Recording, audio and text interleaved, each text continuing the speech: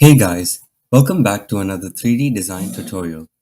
In today's video, we're going to be making a blockhouse using edit mode. Okay, so we can start off by creating a new Blender file.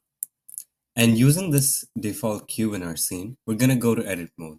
And we can do this by either going up here and selecting edit mode, or you can press tab on your keyboard to go back and forth in and out of edit mode.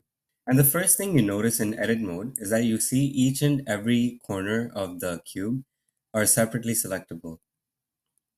But in object mode, as you can see, we used to be only able to select the whole object at once. But in edit mode, I can select each of the corners separately. And if I wanted to select the edge, for instance, instead of the corner, I can go up here and go to edge select mode. And now I'll be able to select the edges like this. And you can select the last option here if you want to select the faces like this. And the keyboard shortcuts to alternate between these three are 1, 2, and 3, respectively. Okay, so to make a house from this, we need to go into edge select mode. So press 2, and I'm going to select this top face, this edge over here, and I'll move it upwards like this. And as you can see, this is sort of the one half of the house. And to get the other half over here like this, we can select this face over here. And now I'm going to use an option called the extrude mode. So if I press E on my keyboard, as you can see, I extruded another layer from this face. And I'm going to make sure they're the same size. So as you can see, this one is 2 units. So I'll make sure this one comes all the way up to 2 units, just so it looks symmetrical. And now I'm going to go back into edge select mode and select this top edge over here. And I'm going to bring it down so it's on level with this one. And now the house looks a bit too thin. So I'm going to go back into object mode and I'll scale it over the y-axis to give it more depth like this.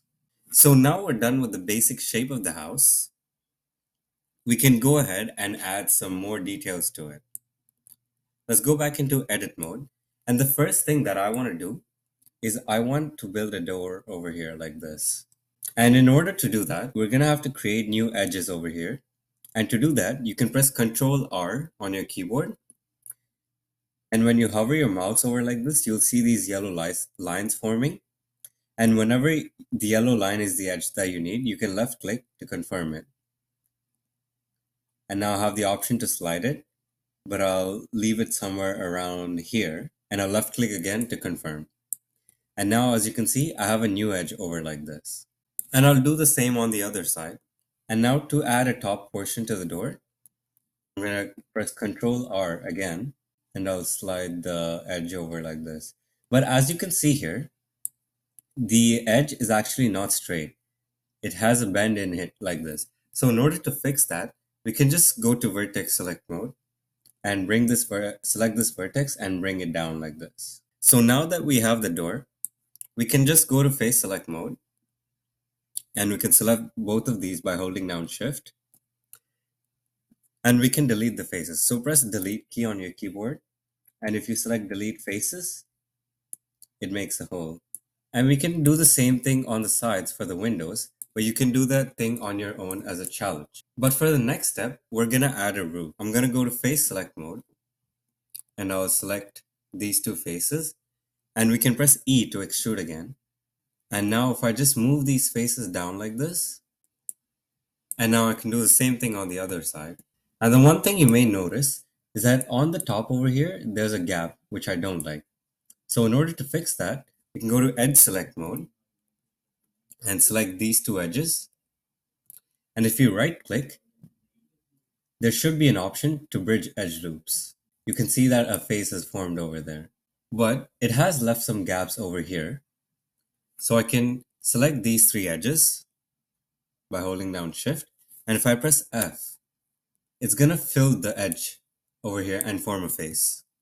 We can do the same thing on the back. So the one last step I'm gonna do, I'm gonna select all these faces that form the roof and I'm gonna extrude it backwards a bit.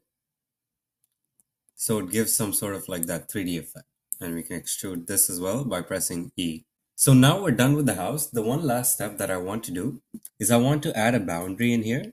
So when I add the colors, I can add a different color for the boundary of the door. So you can just press Ctrl R to add more edge loops and you can create the boundary yourself.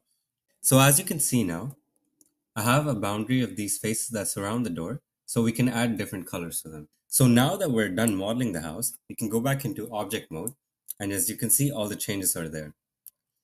And to add colors, as you know, we can go here and give it a new material. So let's give it a base brown color for now.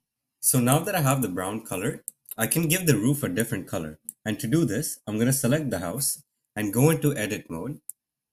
And the first step to do is to select all the faces in the roof that you want to be a different color.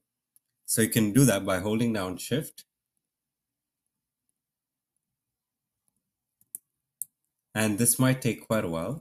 So now that I've selected all the faces, I can go here and select the plus icon, which creates a new material. And if I create a new material here, I can assign a different color. Let's make a white color.